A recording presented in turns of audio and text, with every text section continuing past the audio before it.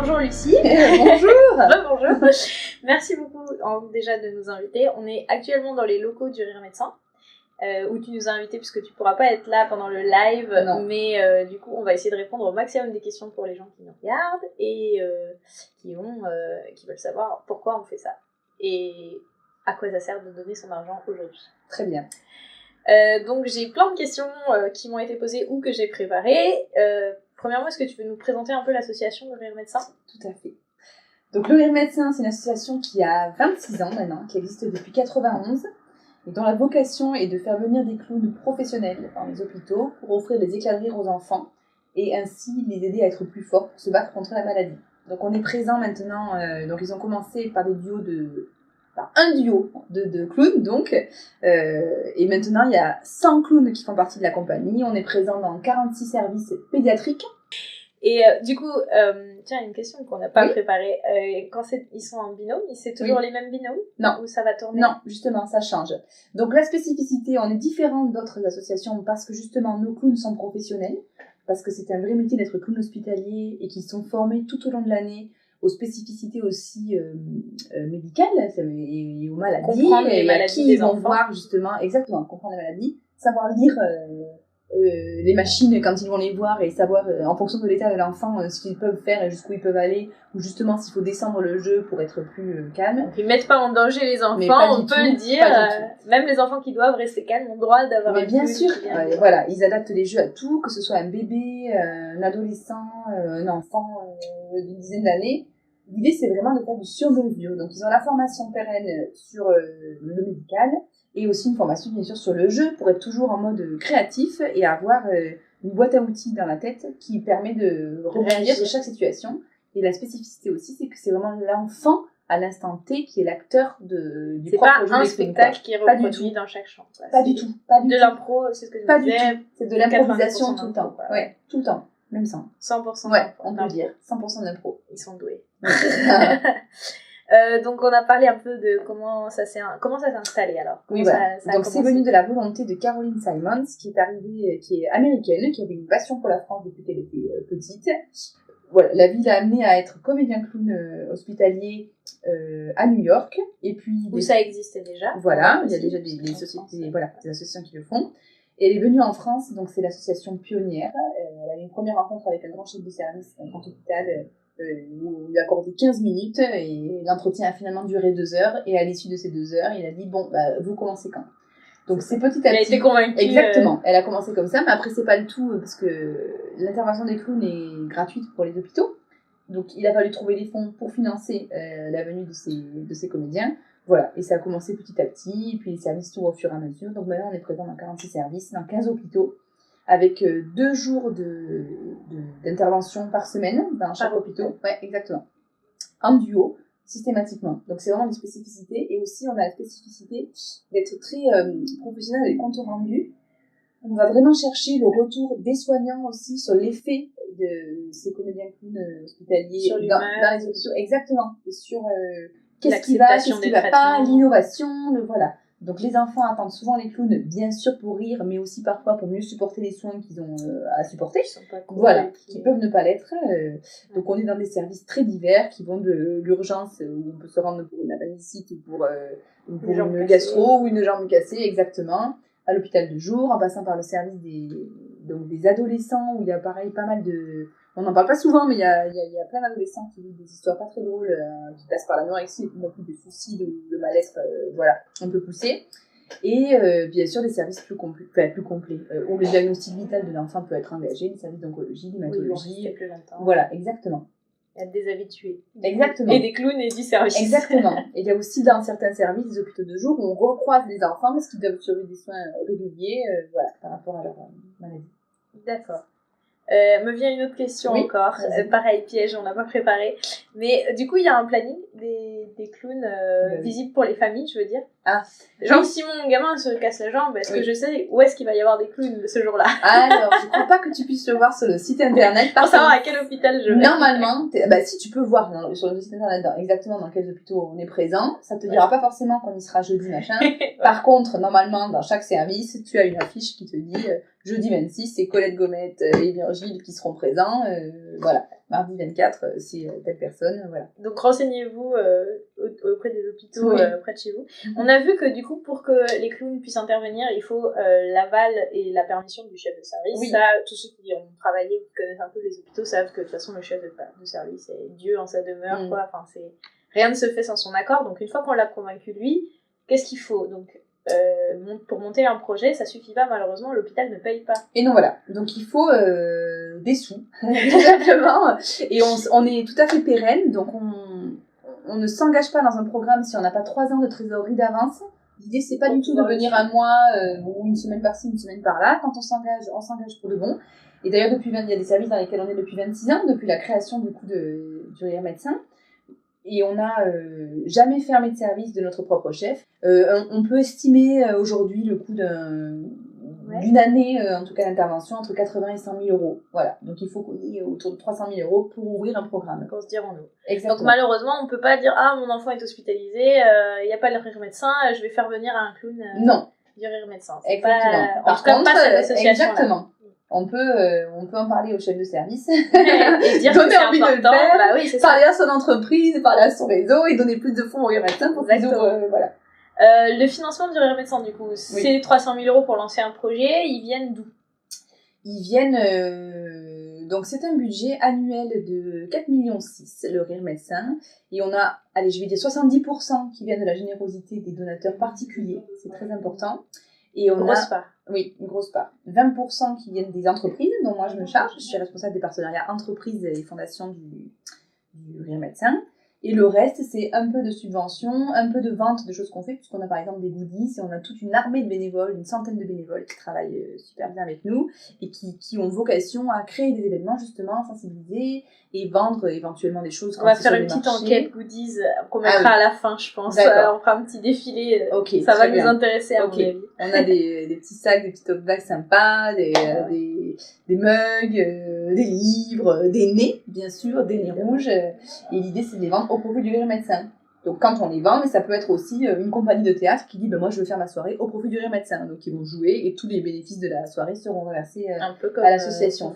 Exactement. Exactement. Donc, il y a plein d'initiatives comme ça. Et c'est une asso qui a un capital sympathie très fort. C'est la moindre des choses. Mais non, mais il y a beaucoup de gens. D'appels entrants, en fait, de gens qui viennent et qui disent voilà, je voudrais, comment je fais, quoi. Donc, c'est bien, les gens sont mobilisés, il faut continuer. Ouais. Donc, on a c'est parce que si vous êtes une association qui a fait ses preuves, c'est ce qu'on disait tout à l'heure, qui est bien implantée, qui a du passif et qui tient ses engagements une fois qu'elle est lancée, donc forcément c'est porteur de confiance. Non, mais c'est vrai, on peut le dire, faire confiance. Et on est agréé par le comité de la charte, qui est un comité important qui valide nos comptes, justement, on fait pas n'importe quoi. Voilà. C'est ça, les comptes sont contre-vérifiés.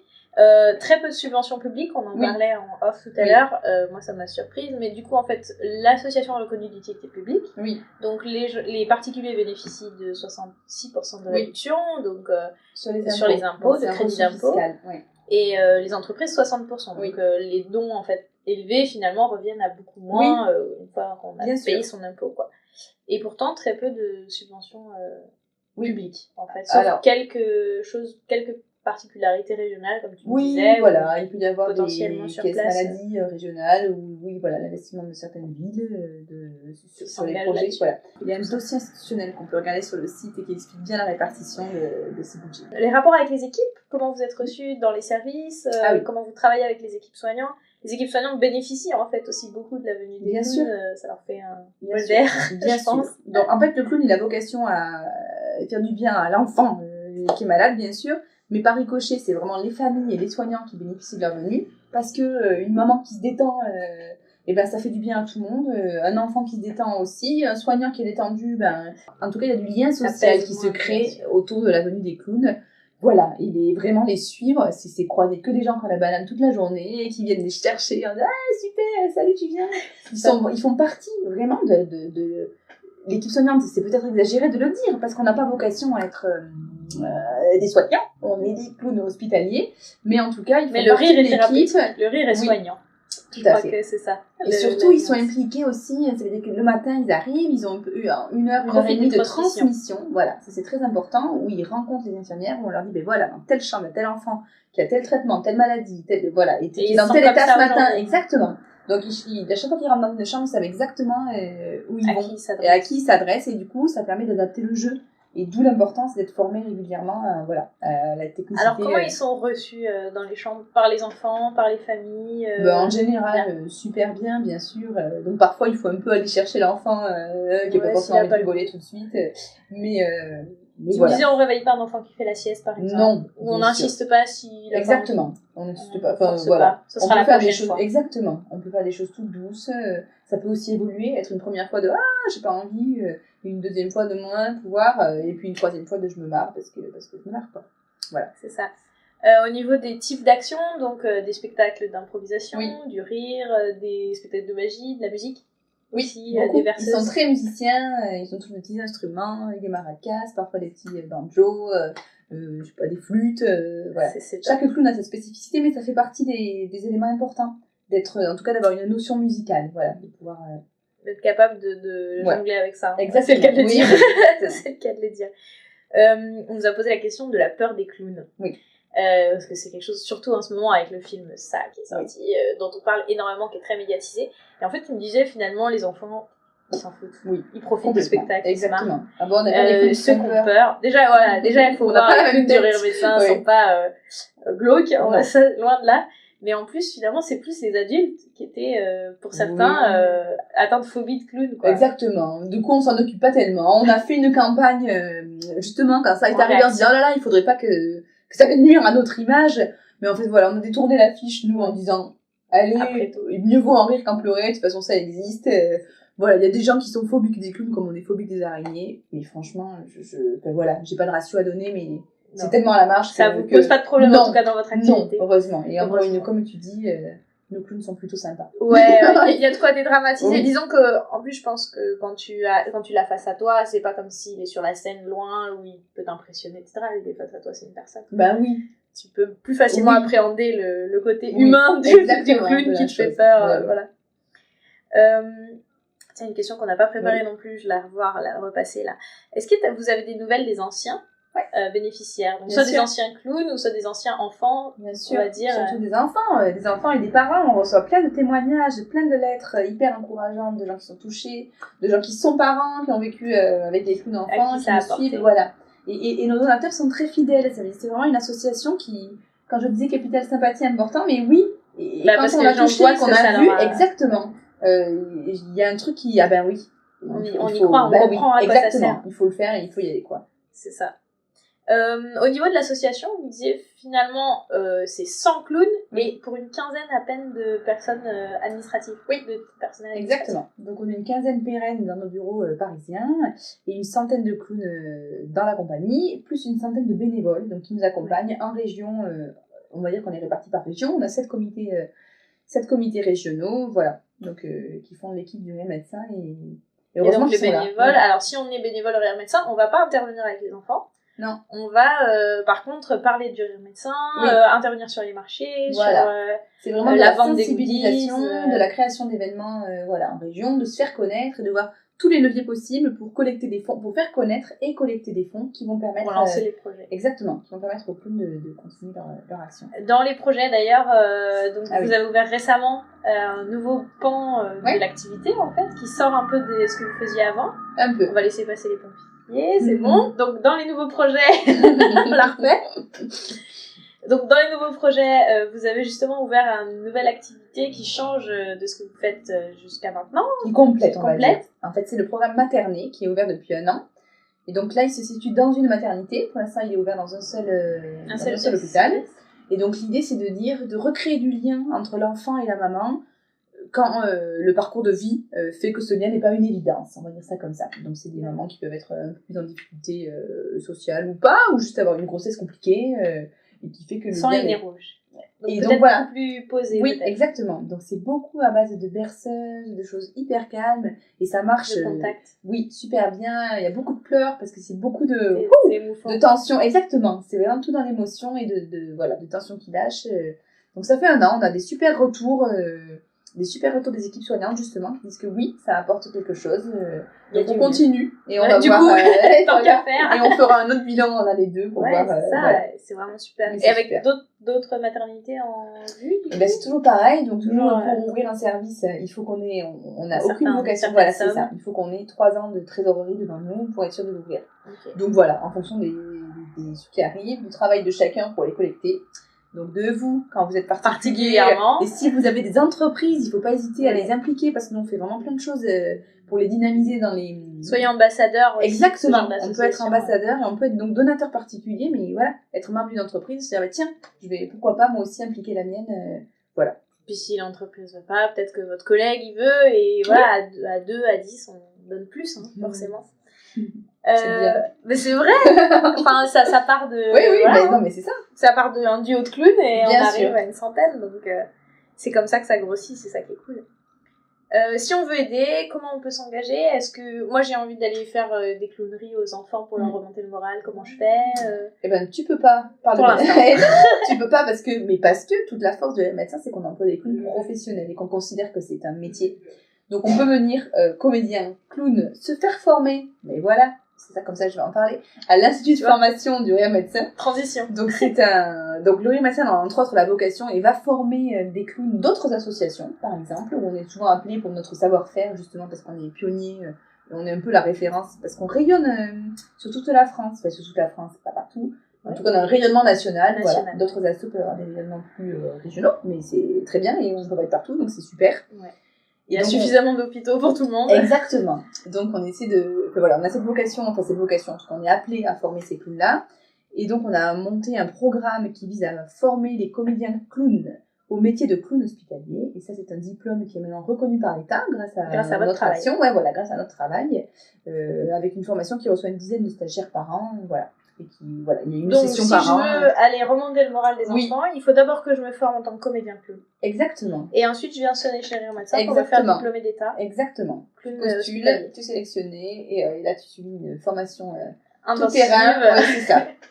Et dans laquelle il y a, donc comme on en parlait en tout début d'interview, d'entrevue, de discussion, il y a toute cette notion médicale qu'on nous apporte comme bagage, quoi, pour comprendre un diagnostic, les enjeux, les dangers, etc. Et les clowns qui font partie de la compagnie, puisque bien sûr on ne garantit pas un poste à tous les sortants de cette formation, l'idée c'est qu'au contraire d'essaimer le travail pour rayonner partout. Et les clowns qui font partie de la compagnie ont vraiment des formations mensuelles pour être formés. Oui, c'est vraiment une formation continue, c'est très important pour nous de justement pour garder cette exigence, pour garder l'innovation. Voilà, exactement. Voilà, c'est important de suivre et d'être à la pointe de. Et c'est pour ça qu'on a des clowns professionnels. Parce que ça s'improvise pas. Voilà, justement, c'est l'improvisation, de sécurité pour tout complètement le monde. Préparé. Voilà. Pour être sûr de ni blesser, exactement. Voilà, que tout le monde s'en sorte bien, parce que c'est des sujets et des contextes compliqués. Oui. Et les clowns, je le redis parce qu'on en a parlé aussi, les clowns sont donc comédiens et sont vraiment invités à avoir une vie de comédien. Ça veut dire que c'est pas leur seul travail. Ils sont pas clowns à plein temps à l'hôpital. Exactement. Ça, c'est vrai, on en a parlé, et c'est important aussi pour nourrir leur imaginaire, continuer à être réactif, innovant, voilà. Et savoir alléger aussi peut-être le quotidien quand on sort de la pédiatrie. Bien sûr, bien sûr, ça peut être lourd, mais voilà, ça fait aussi partie des missions de la formation, justement, de temps de parole. Il y a beaucoup de comptes rendus qui sont faits aussi les équipes soignantes, c'est très cadré en fait, c'est hyper professionnel dans tous les sens du terme et on laisse rien au hasard voilà, chercher l'innovation, c'est ça aussi, c'est savoir qu'est-ce qui a fonctionné, qu'est-ce qui fonctionne moins bien, comment on peut améliorer, vous soignants, qu'est-ce que vous voyez et qu'est-ce que vous attendez de nous, enfin voilà, c'est... Est-ce que vous pouvez rebondir sur ce qu'on a fait peut-être aussi ? Bien sûr. Ouais, on voit ça parfois, genre... Nous, les clowns, on a vu que ça marchait bien. Oui. Vous, soignants, du coup, d'ici la prochaine fois, peut-être rebondissez avec ça. Et bien, on fait aussi des formations ludo-soignants qui existent et qui permettent d'accompagner les soignants, donc, dans la dédramatisation, je sais pas, ou apporter en tout cas un peu de fantaisie dans leur approche vers les enfants pour faciliter les soins. Pour ça, je suis soignant, je peux aller au Rire Médecin, demander une formation de ludo-soignant. Oui, alors elle n'est pas gratuite, donc je ne sais pas exactement comment se passe je pense que ça passe par l'hôpital. Ouais, voilà. Je pense que ça passe par une demande à l'hôpital, mais effectivement, c'est... je crois qu'on a à peu près tout abordé.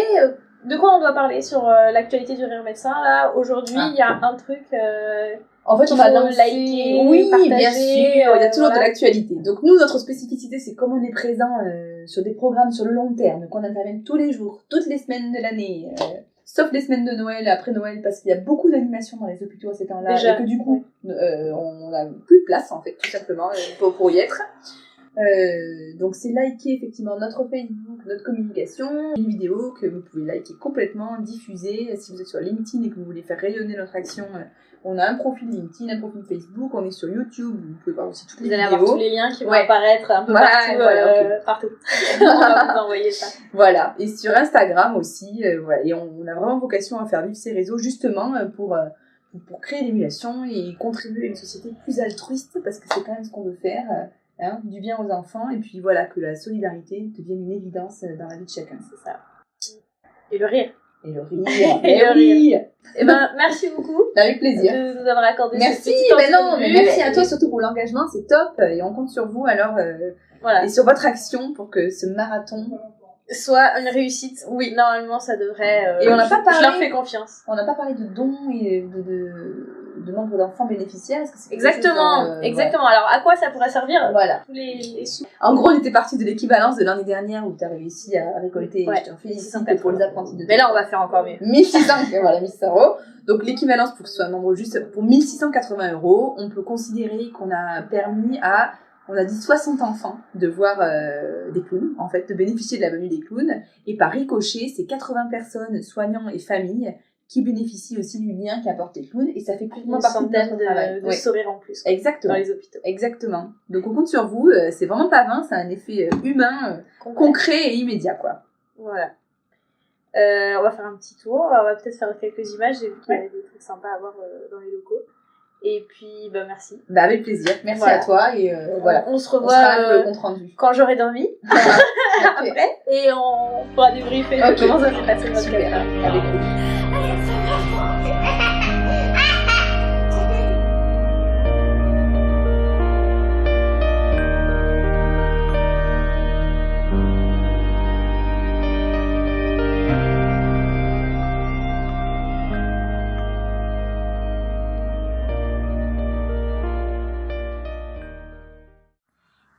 Regardez, en fait, on fait un petit tour là, dans les locaux du Rire Médecin. Figurez-vous que là, on fait un marathon de 24 heures de live, mais en fait, si vous êtes plutôt du genre sportif, genre pas comme moi, et ben, vous pouvez porter le dossard du Rire Médecin sur votre course, et comme ça, récolter des sous auprès de vos proches et des gens qui vous soutiennent, et après, vous avez droit à des super photos, des nez rouges, et en plus, vous soutenez un projet de dingue, donc il faut